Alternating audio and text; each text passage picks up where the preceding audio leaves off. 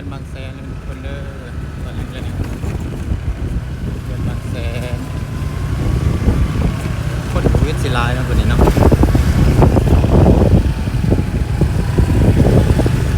คนบ่ค่อยหลาย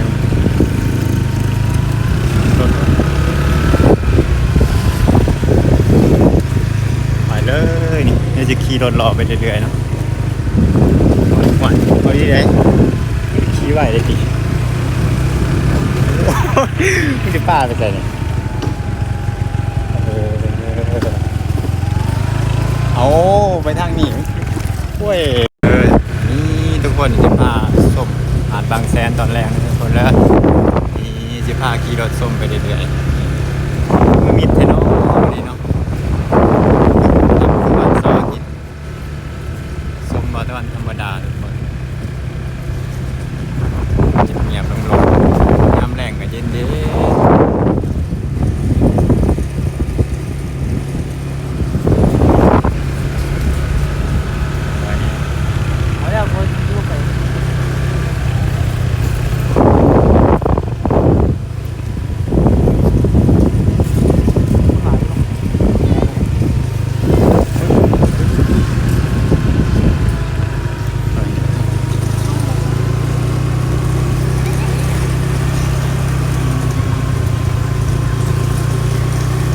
วันหยุดหาดทุกคนเด้อมาเอาเสือมาปู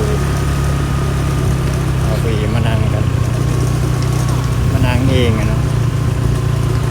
ก็ผมมีเตียงเอาไปเสา